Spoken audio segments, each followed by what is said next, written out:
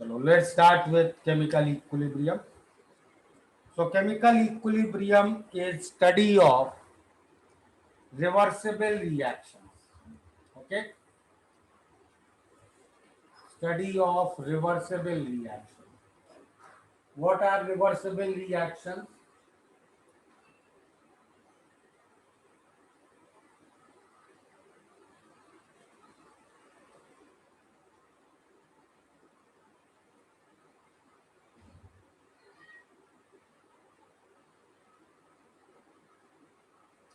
Reactions which proceed in both directions.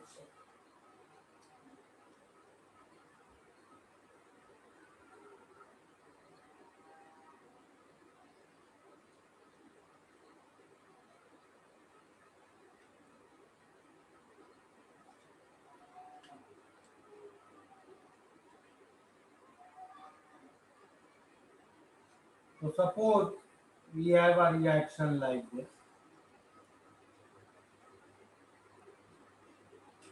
A and B react to form C and D.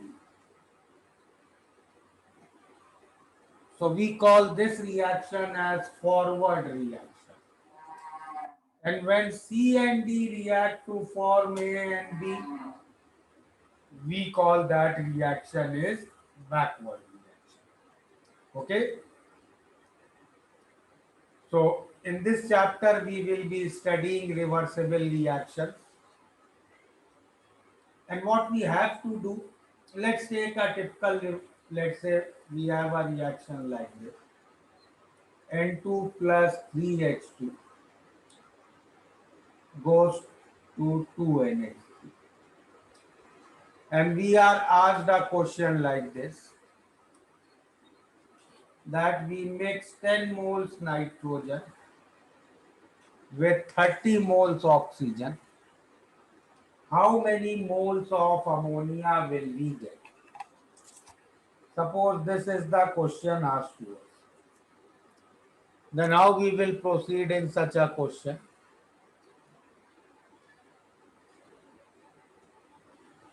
See, in mole concept or in stoichiometry, we had learned, and according to that, we will answer that 20 moles of ammonia will be formed. But what we should now understand, that 20 will be the answer if this reaction was irreversible.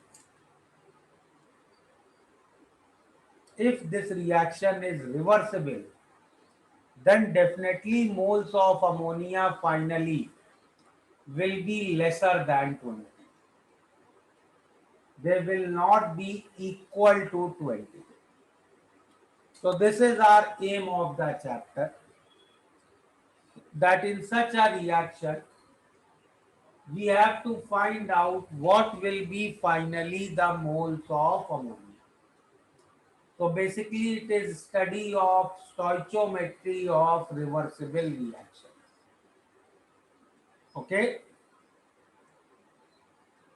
So is the aim of this chapter clear to everybody?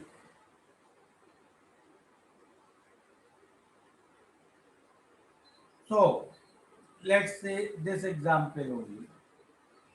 And let's say we have nitrogen plus 3 hydrogen go into 2 ammonia.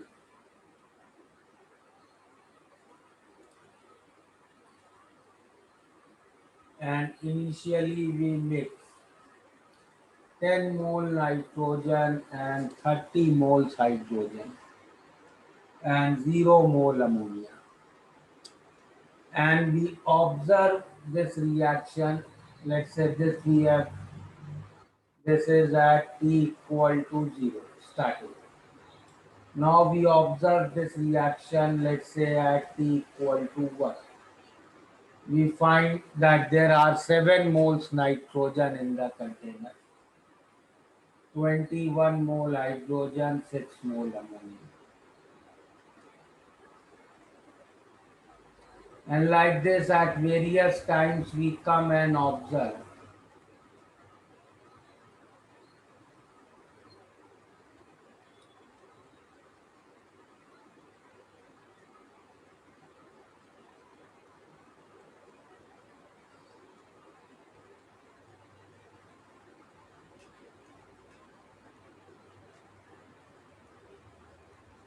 So what has happened in this reaction at T equal to 3?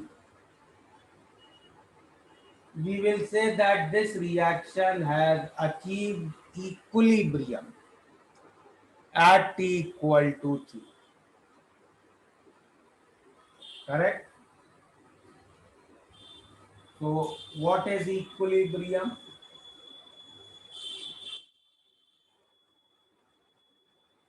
When chemical equilibrium is achieved,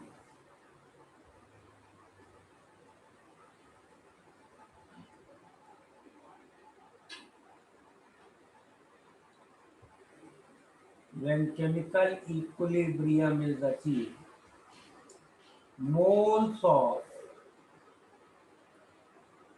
all reactants and products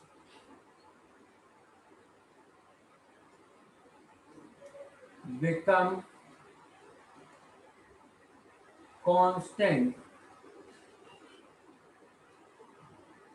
with respect to time.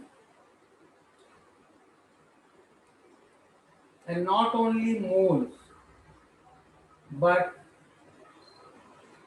all the measurable properties, all measurable properties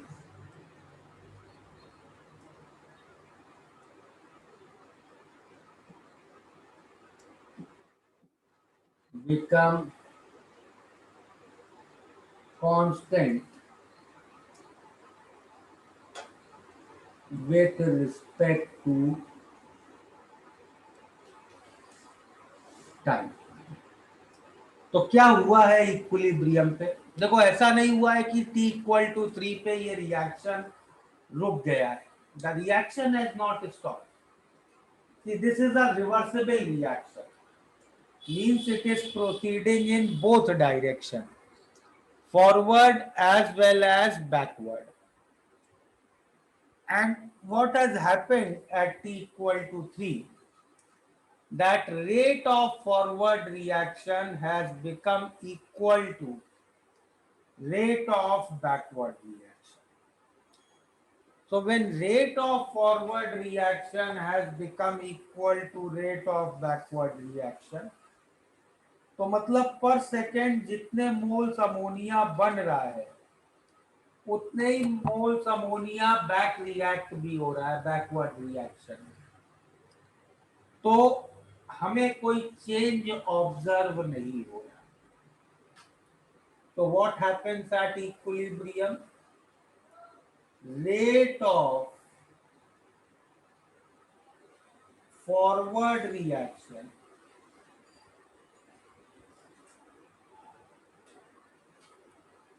becomes equal to rate of backward reaction, and hence we cannot observe any change. So chemical equilibrium is a dynamic equilibrium. It is not a static equilibrium. Reaction does not stop at equilibrium. Okay? It is not a static equilibrium. It is a dynamic equilibrium. Reaction is continuously going on, and it is going on with equal rate in opposite directions, and hence we cannot observe any change. Okay? चलो note करो और किसी को कुछ doubt है तो पूछो.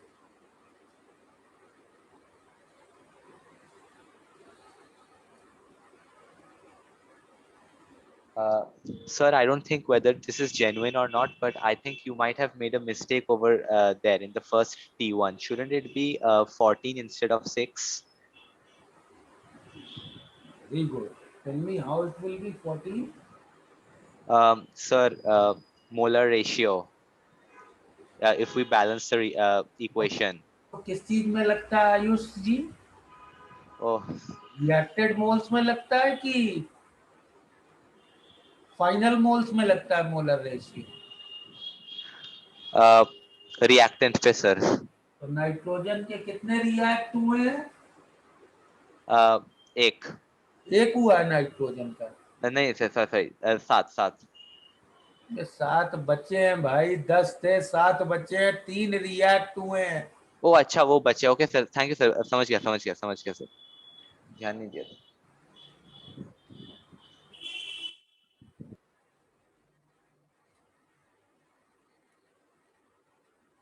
Sir मुझे ये डाउट था कि सर आपने जैसे स्टार्टिंग में बोला कि फॉरवर्ड और बैकवर्ड दोनों डायरेक्शन में रिएक्शन चल रहा है, बट सर आपने जैसे t इज इक्वल टू 1 पे आपने जो भी कैलकुलेशन किया वो तो सर आपने सिर्फ फॉरवर्ड डायरेक्शन को रख के किया है ना सर? नहीं बेटा, फॉरवर्ड भी हुआ है, बैकवर्ड भी हुआ है, वो दोनों का नेट है। सर बट टोटली जो आपने कैलकुलेट किया वो तो सर फॉरवर्ड के हिसाब से हुआ। बट फास्टर है, इसलिए फॉरवर्ड ज्यादा डोमिनेंट है। अच्छा अच्छा अच्छा सर, इसके okay sir, okay.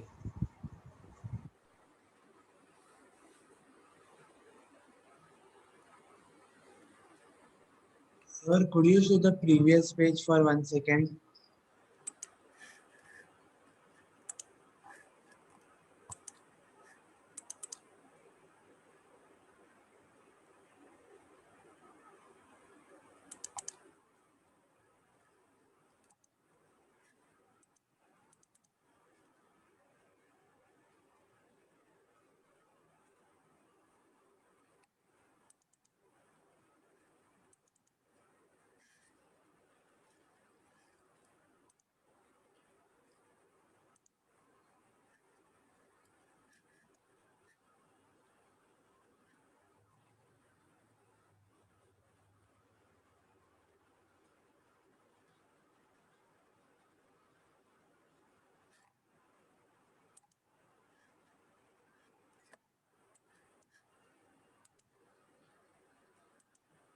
Thank you, sir.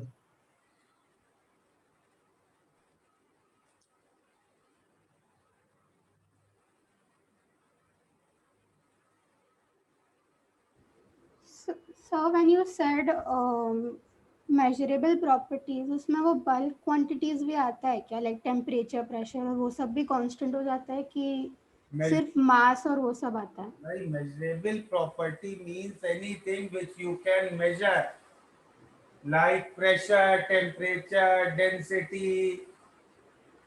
These all are measurable properties. Okay sir, thank you.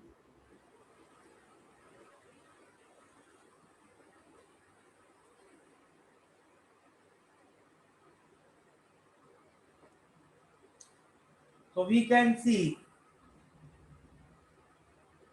for understanding equilibrium, we will have to understand the rates of reaction. Okay? We have to understand rates of reaction.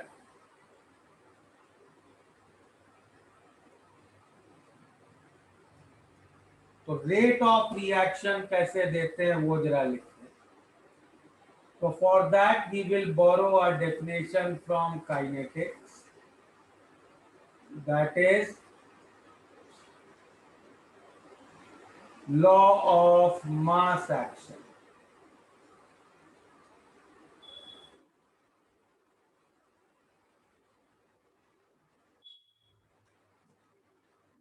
Law of mass action.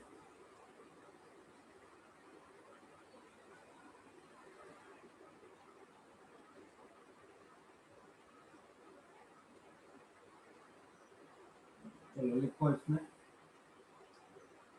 It states that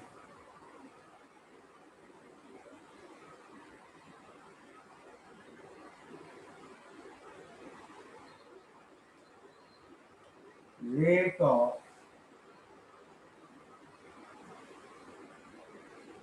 any elementary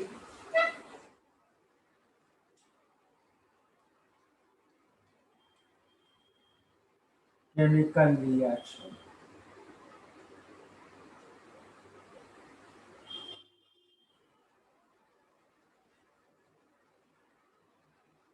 is directly proportional to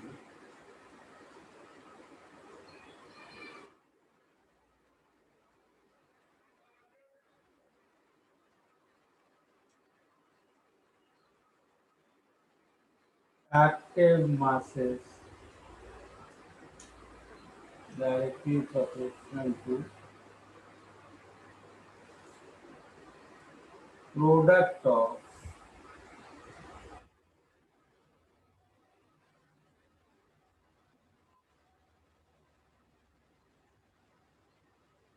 active masses of reactants raised to their stoichiometric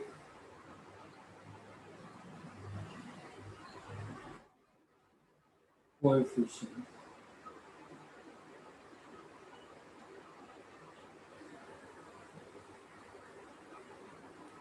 Okay, so this is law of mass action. उसका मतलब क्या है देखो, तो suppose हमारे पास कोई reaction है ऐसे,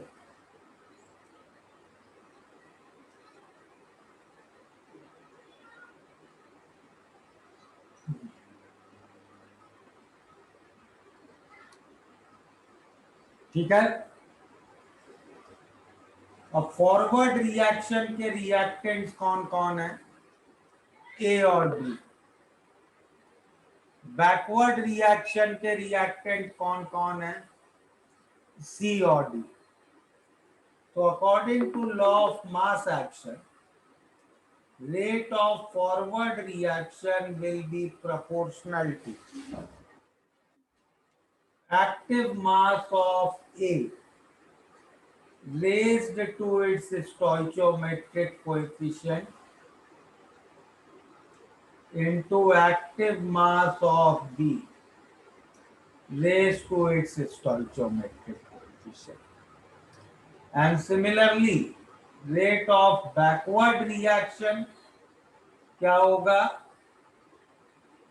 rate of backward reaction will be proportional to active mass of C raised to C, D raised to D. क्योंकि बैकवर्ड रिएक्शन के रिएक्टेंट सी डी है, फॉरवर्ड रिएक्शन के reactant A B. Clear? So this is law of mass action. इनको we can also write as equality. So I can write rate of forward reaction is equal to a constant kf time active mass of A raised to A, B raised to B, and similarly rate of backward reaction is a constant Kb time active mass of C raised to C, D raised to D, where this Kf and Kb are called as, these Kf and Kb are called as rate constant or velocity constant.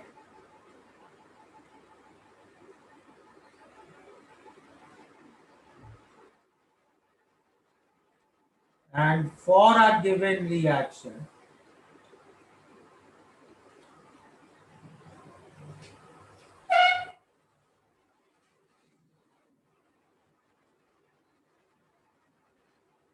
they depend only on temperature. तो Kf और Kb की value किसी reaction के लिए सिर्फ temperature पे depend करेगी। चलो इतना नोट करो।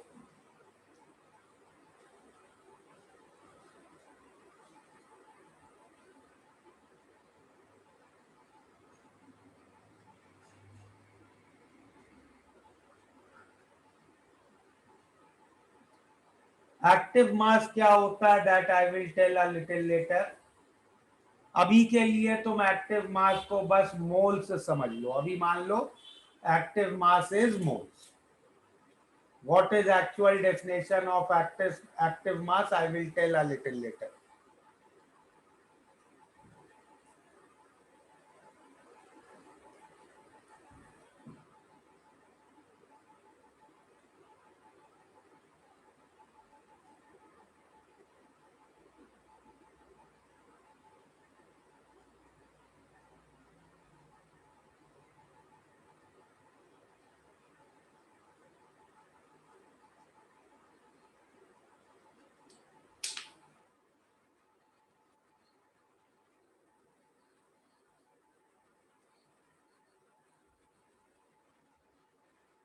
नोट।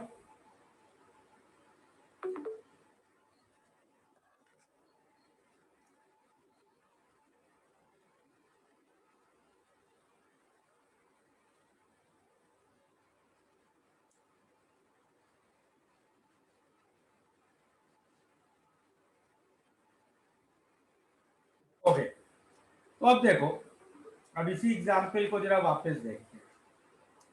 ये जो नाइट्रोजन हाइड्रोजन वाला लिया, अब इसमें T इक्वल टू 0 में कंटेनर में नाइट्रोजन के 10 मोल्स हैं, हाइड्रोजन के 30 मोल्स हैं, अमोनिया के 0। तो रेट ऑफ फॉरवर्ड रिएक्शन क्या होगा T इक्वल टू 0 पे? रेट ऑफ फॉरवर्ड रिएक्शन होगा Kf into 10 into 30 cube. We are taking active mass as molarity, sorry moles. तो क्या हो गया 10 इंटू 30 क्यूब इंटू Kf। और रेट ऑफ बैकवर्ड रिएक्शन क्या है Kb इंटू 0 स्क्वायर। मतलब बैकवर्ड रिएक्शन का रेट 0 है, फॉरवर्ड रिएक्शन के रेट की कुछ वैल्यू है। Means definitely I can say forward reaction is going faster than backward reaction. Correct? अब अगर forward reaction is going faster than backward reaction, तो नेट रिएक्शन नेट डिफरेंस आगे होगा। मतलब नाइट्रोजन और हाइड्रोजन के मोल्स कम होंगे और अमोनिया के मोल्स बढ़ेंगे, because forward reaction is going faster than backward reaction. तो T इक्वल टू 1 पे हमें क्या मोल्स मिल गए 721.6। तो अब T इक्वल टू 1 पे फॉरवर्ड रिएक्शन का रेट क्या है Kf इंटू 7 इंटू 21 स्क्वायर। और बैकवर्ड रिएक्शन का रेट क्या है Kb इंटू 6 स्क्वायर। तो अब अगर हम देखें फॉरवर्ड रिएक्शन का रेट T इक्वल टू 1 पे जो है that is lesser than rate of forward reaction at T equal to 0। मतलब फॉरवर्ड रिएक्शन का रेट कम हो गया। तो अब अगर मैं ग्राफ बनाऊं,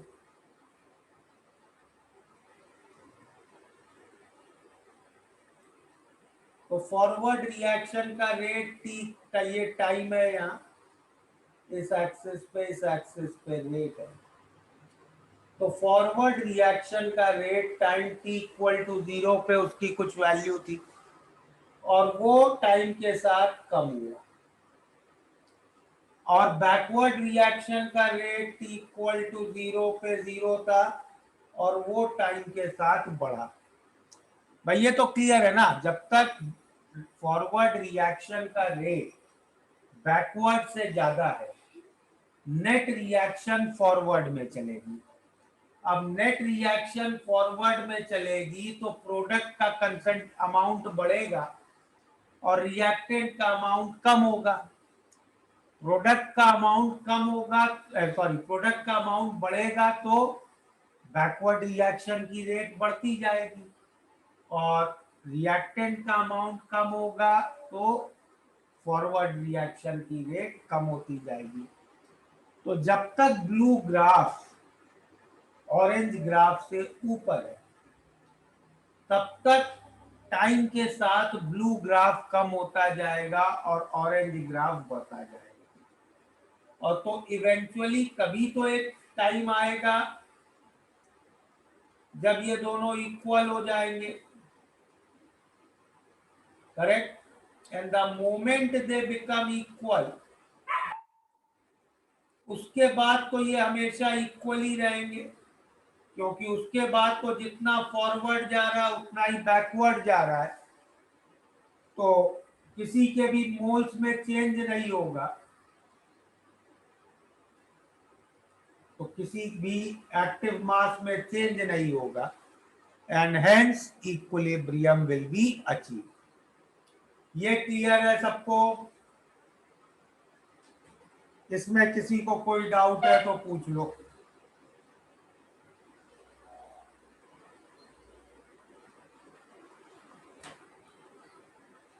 बोलो। हाँ सर, ये सिमेट्रिक होगा? नहीं, नहीं नेसेसरी नहीं है, हो भी सकता है नहीं भी हो सकता है। के एफ के बी सब वैल्यू भाई। अच्छा एक बात बताओ, अगर मैंने स्टार्टिंग में कंटेनर में 20 मोल्स अमोनिया डाले होते और नाइट्रोजन हाइड्रोजन के 0 मोल्स डाले होते तब क्या होता? तो पहले बैकवर्ड रिएक्शन का ज्यादा होता था। बैकवर्ड ज्यादा होता और फॉरवर्ड 0 होता। फॉरवर्ड बढ़ता जाता, बैकवर्ड कम होता जाता, करेक्ट। और फिर हाँ सर। इक्विलिब्रियम आता। सही है? हाँ सर। अच्छा ऐसा भी हो सकता था कि मैंने स्टार्टिंग में मान लो 10 मोल्स नाइट्रोजन डाला, सॉरी उल्टा लिख दिया, स्टार्टिंग में 10 मोल्स नाइट्रोजन डाला, 30 मोल्स हाइड्रोजन डाला और 1 मोल अमोनिया डाला, तब ये ग्राफ कैसे बनते? वो बैकवर्ड रिएक्शन थोड़ा ऊपर से चालू होता था। बैकवर्ड थोड़ा ऊपर से चालू होता है, 0 से चालू ना होता। ओके, समझ गया सर, सिमेट्रिक होएगा ही नहीं। ठीक है सर। कहीं कोई नेसेसिटी नहीं है। हाँ sir.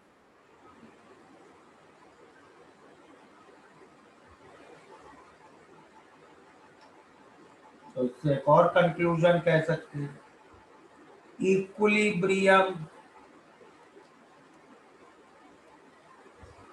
Can be achieve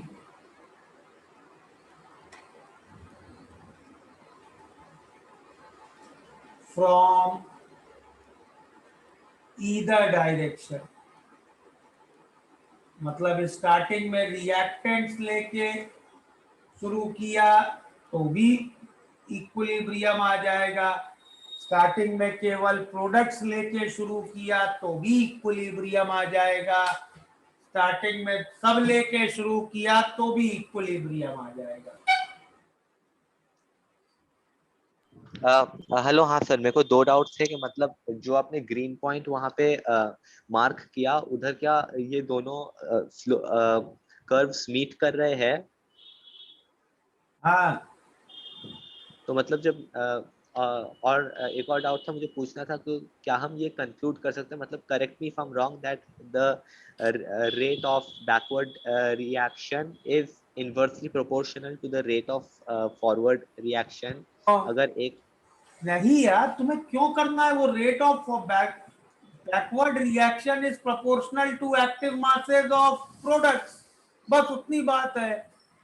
why you are relating it to rate of forward reaction? नहीं सर, आपने वो ग्राफ बनाया था, आपने जब समझाया था कि जब एक कम हो रहा है एक बढ़ रहा है साथ ही साथ। तो इन्वर्स रिलेशन नहीं कहते हैं, इन्वर्स रिलेशन ये होता है। Okay sir, thank you sir, समझ गया।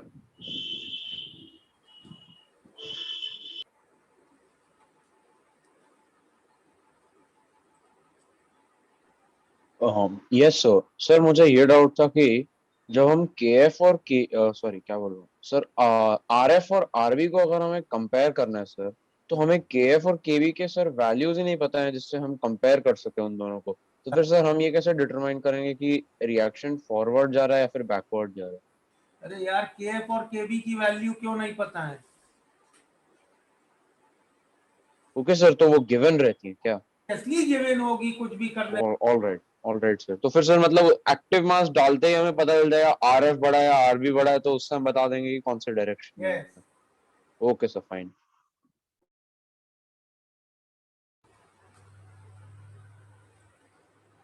Yes sir. सर मेरा डाउट था सर, आपने ये जो सेकंड ग्राफ बनाया है जिसमें रेट ऑफ बैकवर्ड ऊपर है, उसके लिए आपने जो एग्जांपल दिया था कि NH3 से N2 और H2 बन रहा है, पर सर NH3 से बन रहा है तो वो भी तो फॉरवर्ड ही रिएक्शन हुआ ना।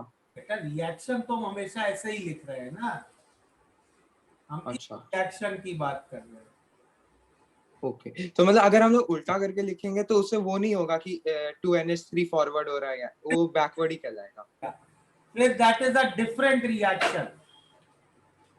इस ओके सर। चैप्टर में अगर मैं ऐसे लिख रहा हूं या ऐसे लिख रहा हूं, these are two different reactions. Yes sir. Okay sir, understood sir, thank you sir.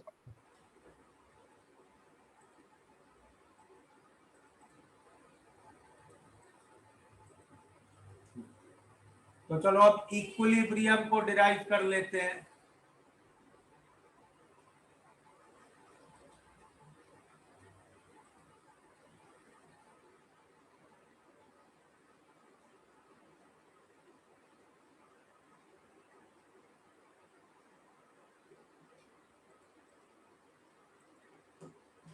तो इक्विलिब्रियम की मैथमेटिकल कंडीशन क्या थी हमारे पास? What was the mathematical condition of equilibrium? अच्छा एक मिनट, पहले एक्टिव मास क्या होता है वो भी तो बता। पहले एक्टिव मास, अब एक्टिव मास क्या होता है? Active mass of any species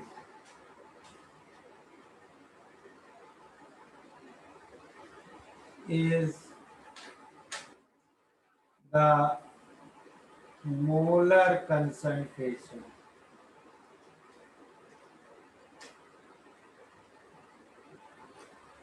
moles का concentration that can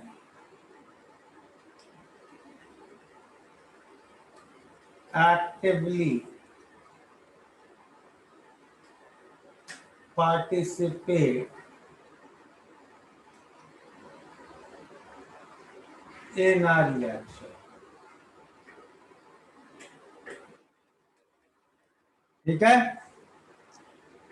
तो एक रिएक्शन में क्या मोलर कंसंट्रेशन एक्टिवली पार्टिसिपेट कर सकता है किस स्पीशीज का? That is called as its active mass. Okay, तो हमें एक रिएक्शन में देखो चार तरीके के रिएक्टेंट्स मिल सकते हैं। पहला, reactant can be a solid, liquid, gas और a solute in a solution। ठीक है, किसी भी चीज के एक्टिव मास को हम स्क्वायर ब्रैकेट में डिनोट करते हैं।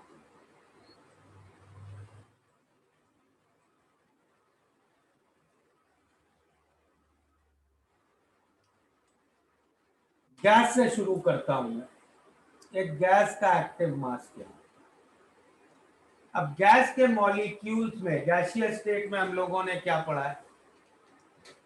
कि गैस के मॉलिक्यूल्स के बीच, गैस के मॉलिक्यूल्स के बीच there are negligible intermolecular forces, correct? If there are negligible intermolecular forces, मतलब the reaction of one molecule, मतलब one molecule is not affecting the other molecule, मतलब एक molecule react करेगा या नहीं करेगा इसका दूसरे से कोई लेना देना नहीं, मतलब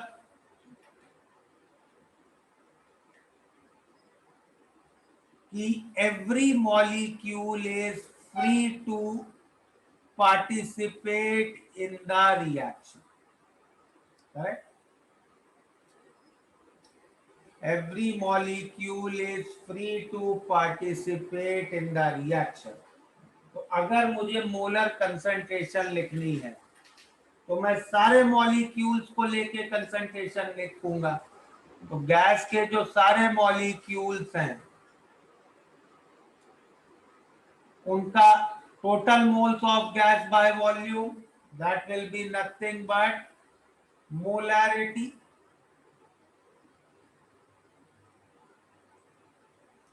of the gas, moles per unit volume,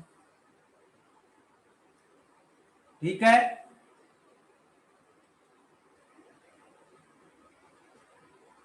clear है? अब मोलैरिटी गैस की क्या होगी? N अपॉन V,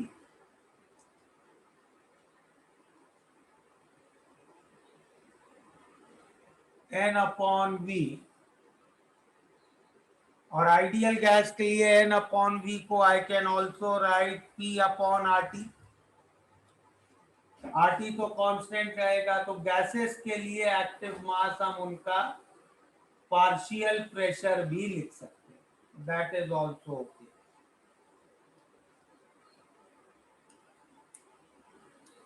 अब अगर मैं नेक्स्ट पे आऊं, solute in a dilute solution, solute in a dilute solution. अब अगर सोल्यूशन डाइल्यूट है मतलब सॉल्यूट पार्टिकल्स बहुत कम है, सॉल्यूट पार्टिकल्स बहुत कम है मतलब एक सॉल्यूट पार्टिकल पे दूसरे सॉल्यूट पार्टिकल का कोई इंटरफेरेंस नहीं है, सॉल्यूट पार्टिकल्स दूर दूर है। क्लियर? एक सॉल्यूट पार्टिकल पे दूसरे सॉल्यूट पार्टिकल का कोई इंटरफेरेंस नहीं, means every solute particle is free to participate in the reaction। तो क्या होगी इसकी molar concentration? Again moles of solute by volume of solution, that is molarity of the solution, correct?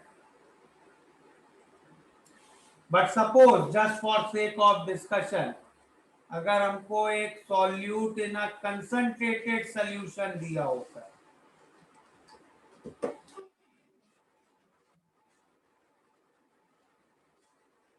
तो concentrated solution मतलब solute का amount ज्यादा है, मतलब सॉल्यूट पार्टिकल्स के ग्रुप बने होंगे, तो ऐसी सिचुएशन में every solute particle is not free to participate in the reaction.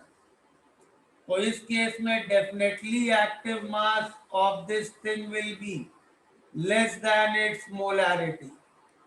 Okay, यहां तक क्लियर है?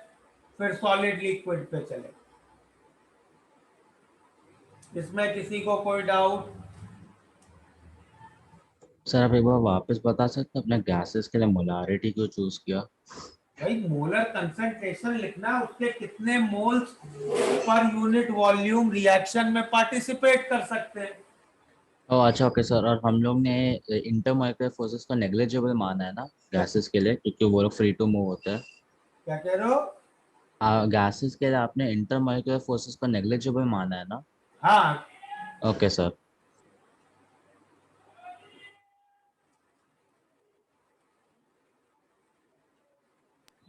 हाँ सर, एक्चुअली मेरा रिकनेक्टिंग हो रहा था कि आप ये डाइल्यूट और कॉन्सेंट्रेटेड वापस समझा सकते हैं कि यहाँ पे हो क्या रहा है।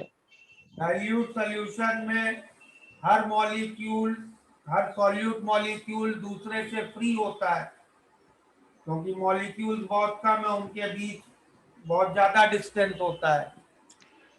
कंसंट्रेटेड सॉल्यूशन में सॉल्यूट मॉलिक्यूल्स के ग्रुप होंगे, तो every molecule is not free to react. अच्छा, तो उसका मोलार, ओके सर, समझ गया। Thank you sir. चलो इतना नोट करो, जस्ट 1 मिनट।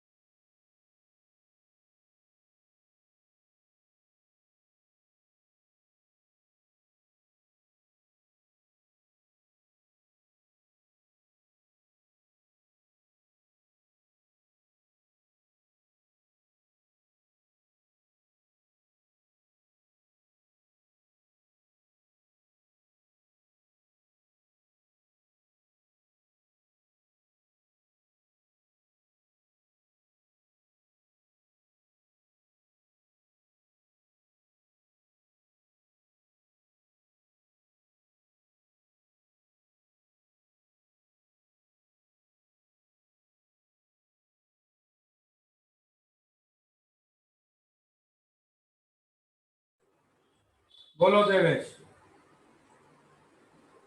हाँ सर, वो जो आपने बता रहे थे ये solute in a concentrated solution, आप बोल रहे थे कि वो सब इंटरडिपेंडेंट होंगे। यार तो देखो, ये एक सॉल्यूशन है, ठीक है। ये डाइल्यूट सॉल्यूशन है, तो सॉल्यूट पार्टिकल्स बहुत कम है, ऐसे दूर दूर होंगे, हाँ तो हर पार्टिकल फ्री है रिएक्ट करने के लिए। किसी एक पार्टिकल पे दूसरे का कोई लेना देना नहीं है, हाँ ठीक। सर। लेकिन अगर कंसंट्रेटेड सॉल्यूशन होता तो क्या होगा, बहुत सारे सॉल्यूट पार्टिकल्स हैं, करेक्ट। हाँ तो अब सपोज ये पार्टिकल देखो, ये चारों ओर से दूसरे ही सॉल्यूट पार्टिकल से घिरा हुआ है, ये कहाँ रिएक्ट कर पाएगा भाई? कोई चीज रिएक्ट करने आई, दूसरा मॉलिक्यूल, वो यहाँ तक पहुंच ही नहीं पाएगा इस तक, इसके खुद ही अपने ही पार्टिकल से घिरा हुआ है। ओके। नहीं, ऐसा नहीं हो सकता कि वो एक पार्टिकल बहुत सारे मॉलिक्यूल्स को अपने साथ लेके आएगा तो और रिएक्ट करवा सकता है। नहीं नहीं बेटा, अब सोल्यूशन में तो एसिड बेस रिएक्शंस होते हैं, तो ब्लू कलर वाला एसिड है और येलो वाले बेस है। अब ये वाला एसिड का मॉलिक्यूल रिएक्ट ही नहीं कर पाएगा बेस से, वो खुद ही एसिड के मॉलिक्यूल से घिरा हुआ है। तो वो बोलना गलत होगा कि एक पार्टिकल ऐसा अगर बहुत सारे एक साथ लेके आ रहा है तो फिर। एक पार्टिकल बहुत सारे एक साथ लेके आता है, मतलब क्या कह रहे हो? मतलब कि उसके फोर्सेस होंगे ना अंदर मॉलिक्यूल्स के बीच में। इनके मॉलिक्यूल के बीच फोर्सेस हैं, इसीलिए तो ये फ्री नहीं है ना रिएक्ट करने को। तो कंसंट्रेटेड सॉल्यूशन में हर solute molecule is not free to participate in the reaction. अच्छा, okay okay sir, okay sir, समझ गया। थोड़े कम ही होंगे, जितने टोटल हैं उससे कम अवेलेबल है रिएक्शन में पार्टिसिपेट करने को। therefore its active mass is less than molarity। Okay sir. अब आते हैं सॉलिड और लिक्विड। अब सॉलिड में कौन से मॉलिक्यूल्स एक्टिवली पार्टिसिपेट कर सकते हैं रिएक्शन में? सॉलिड में तो केवल सॉलिड की सरफेस वाले molecule can actively participate in a reaction, ठीक है। तो मैं इसमें मोलर कंसंट्रेशन कैसे दूंगा? Number of moles per unit surface area, correct, moles per unit surface area ऐसे देंगे।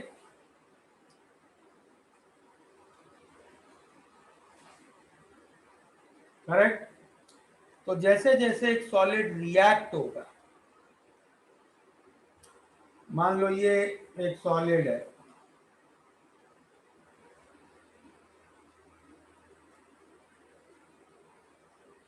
मान लो ये एक सॉलिड है और ये रिएक्ट हो रहा है किसी रिएक्शन में, और रिएक्ट होते होते इतना आधा हो गया, तो number of molecules per unit surface area, उसमें क्या चेंज हुआ? Can you tell me?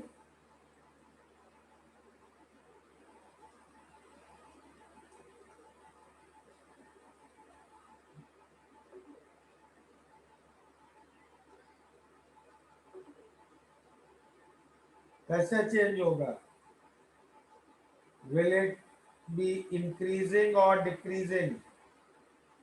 Sir, it will increase. Why?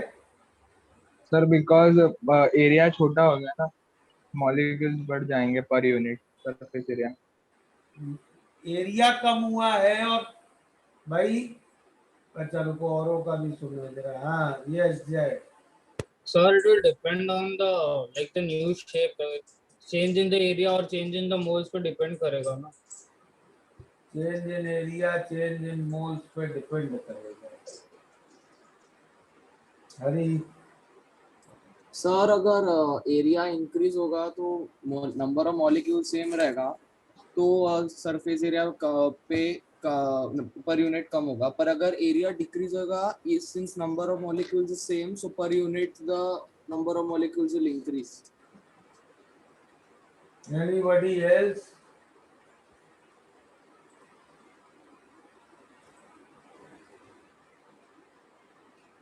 Sir, will it remain the same? Yes, and please explain to your friends why. So because it's per unit surface area ना, तो I mean it'll remain the same. या moles कैसे change होंगे? What type, what logics are you all giving? It will remain same. Clear है सबको?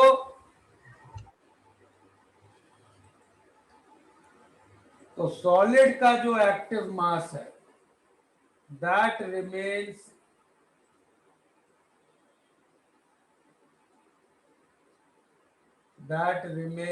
constant during a reaction. ठीक है, solid का एक्टिव मास remains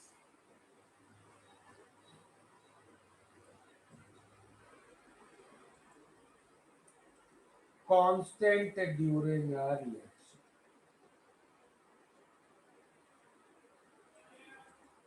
ठीक है, और लिक्विड का एक्टिव मास क्या होगा? किसी प्योर लिक्विड का number of molecules per unit volume, और वो भी देखो, as liquid will react, number of molecules per unit volume will not change.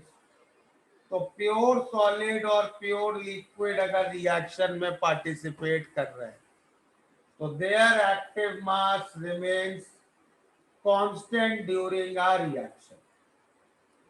Gas का active mass will not remain constant during a reaction, या solute in a solution का active mass will not remain constant during a reaction, but solid और liquid का active mass will remain constant during our reaction. Is this clear to everybody? बोलो। Sir ये solid और liquid का constant क्यों रहेगा, वो रीजन नहीं समझाएगा। एक ये आयरन का पीस है, ठीक है, इसका एरिया लेट से 4 मीटर स्क्वायर है और इसके सरफेस पे 20 मोल्स हैं, तो हर एक यूनिट एरिया में 5 मोल्स होंगे। हाँ सर। अब मान लो आधा आयरन रिएक्ट हो गया, इतना बचा। अब पर यूनिट एरिया कितने मोल्स है? सेम ही कांस्टेंट रहेंगे। कांस्टेंट रहेंगे। Yes, sir. समझ गए? हाँ सर, पर लिक्विड में कैसे होगा फिर? एक गिलास पानी है, इसकी इसका वॉल्यूम V है और इसमें मोल्स n है। आधा रिएक्ट हो गया, वॉल्यूम V/2 बचा, मोल्स कितने बचेंगे? n/2 समझ गया सर। तो मोल्स पर यूनिट वॉल्यूम कितना है? v/n, n/v, पहले कितना था? n/v। पूरा है? यस सर, समझ गया।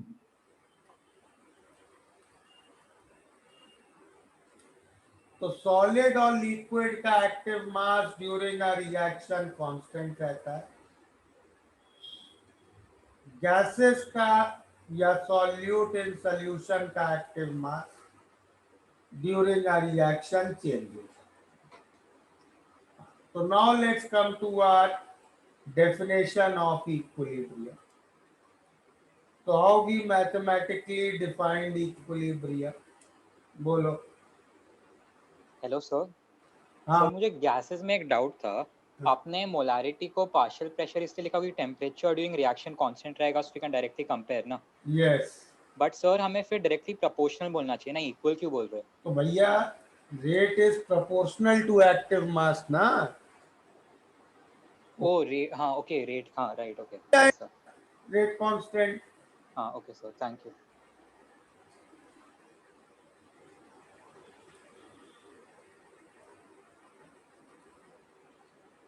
हाँ, तो क्या थी इक्विलिब्रियम की basic definition? Rate of forward reaction should become equal to rate of backward reaction at equilibrium। ठीक है? रेट ऑफ फॉरवर्ड रिएक्शन क्या है? Kf into A raised to A B raised to B। This should be equal to rate of backward, that is Kb into C raised to C D raised to D।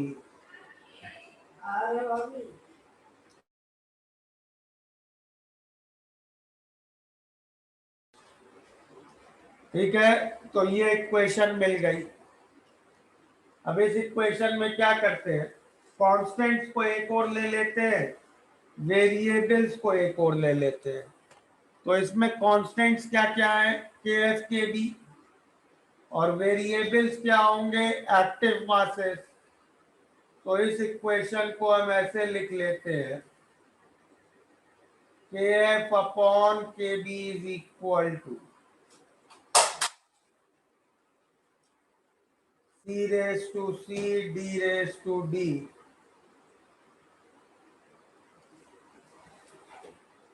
upon A raised to A B raised to B।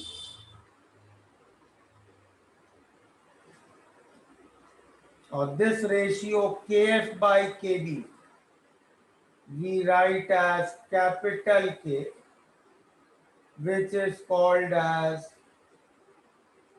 chemical equilibrium constant।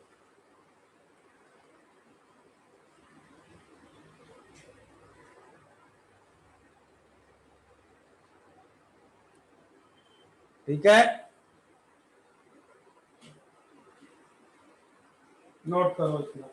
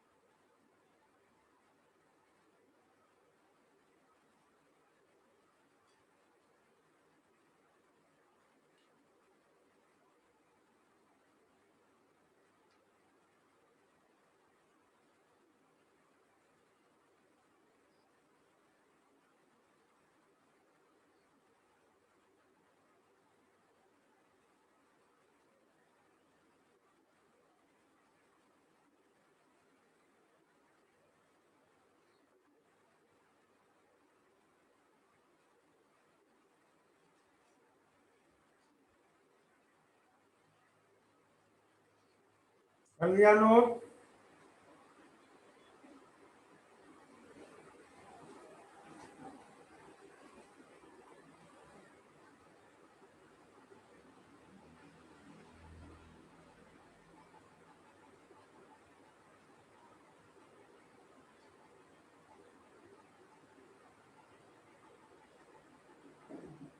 अच्छा, और अभी एक चीज की थी कि active masses of pure solids and liquids remain constant during a reaction. सही है?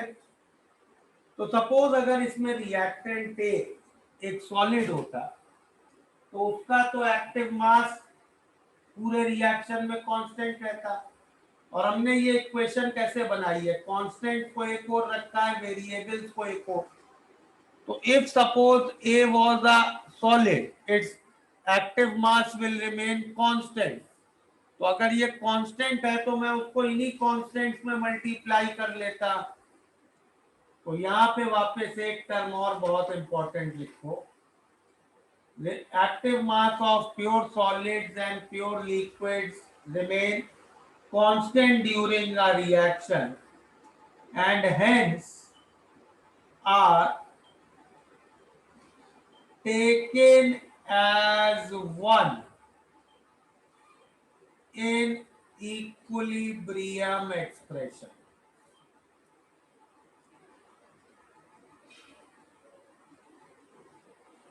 ठीक है?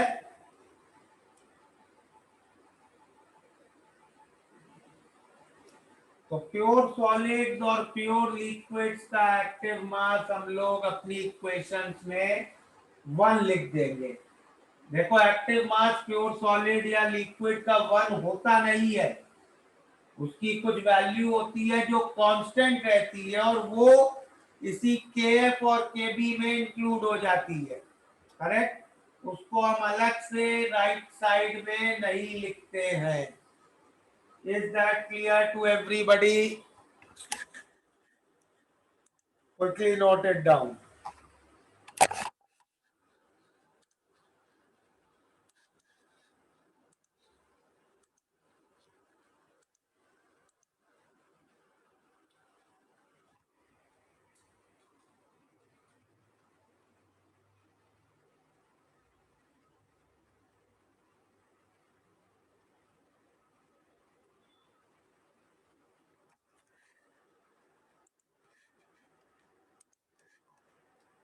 बोलो।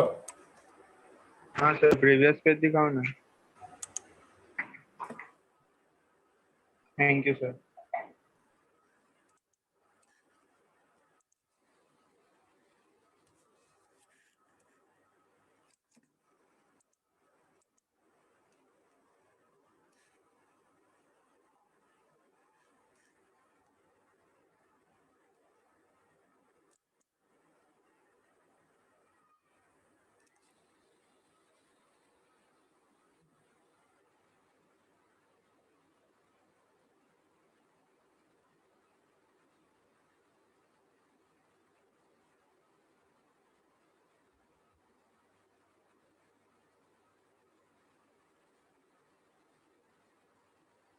चलो कुछ प्रॉपर्टीज लिखते हैं इक्विलिब्रियम कांस्टेंट की। प्रॉपर्टीज ऑफ के, तो पहली प्रॉपर्टी चलो ऐसे देखते हैं। मान लो एक ये reaction A times A plus B times B goes to C times C plus D times C। इसका इक्विलिब्रियम कांस्टेंट हम लोग कैसे देंगे? Active mass of C raise to C D raise to D upon A raise to A B raise to B। ठीक है?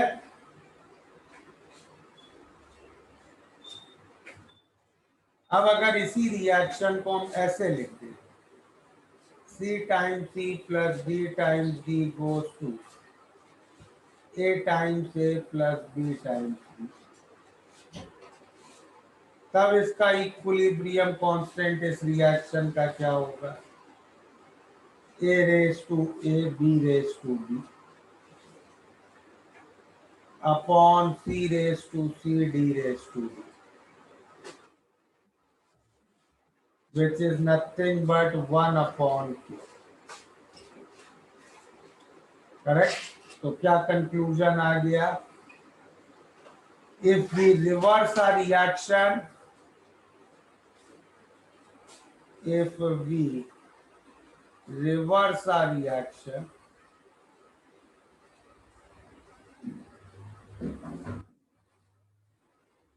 its equilibrium constant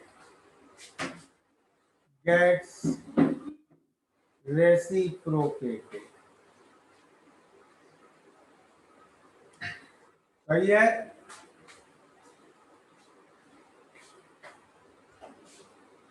note करो.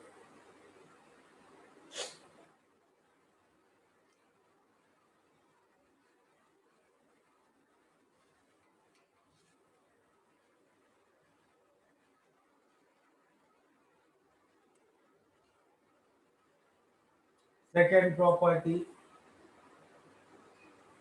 मान लो ऐसा एक रिएक्शन है A plus B goes to C plus D, तो इसका equilibrium constant हम कैसे देंगे?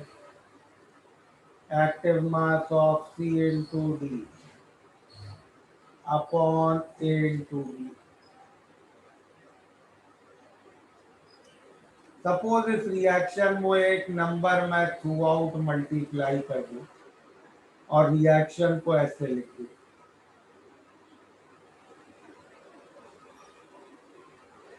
अब इसका इक्विलिब्रियम कांस्टेंट क्या हो गया?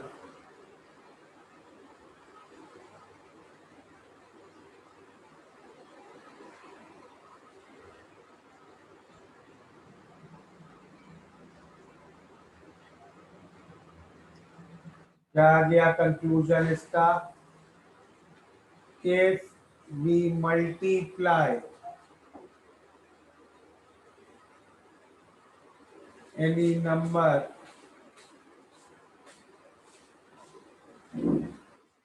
in a reaction,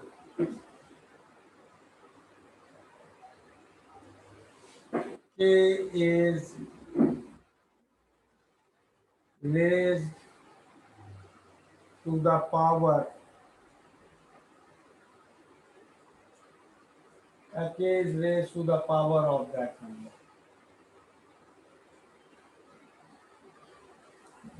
ठीक है?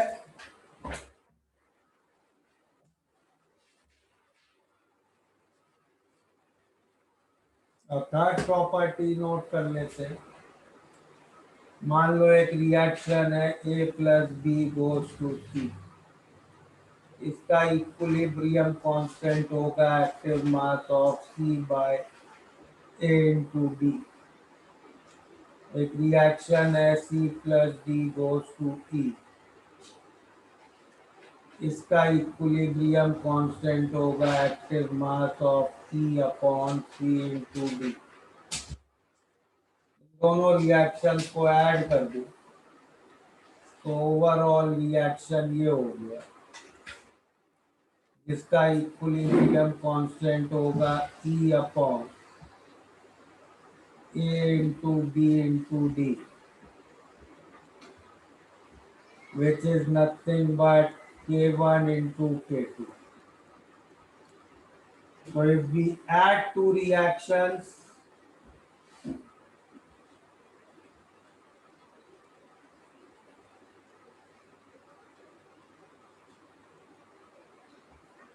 their equilibrium constants are multiplied. ठीक है? नोट करो ये तीन property.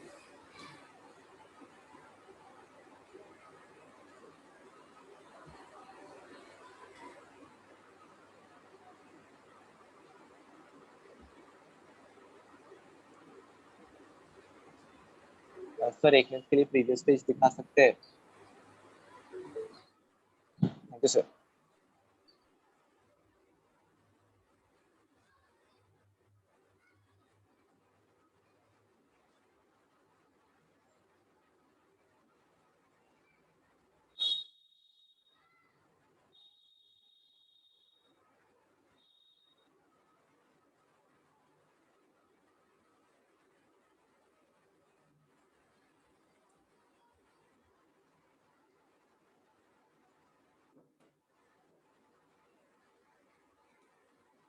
Sir, next page, please. Thank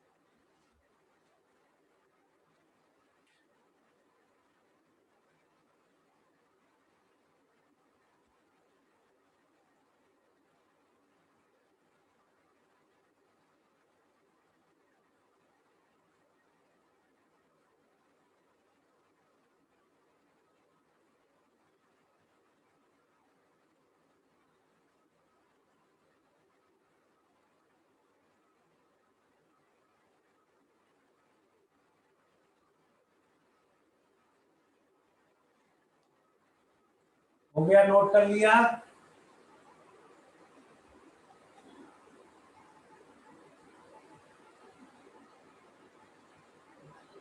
किसी को कोई डाउट यहाँ तक?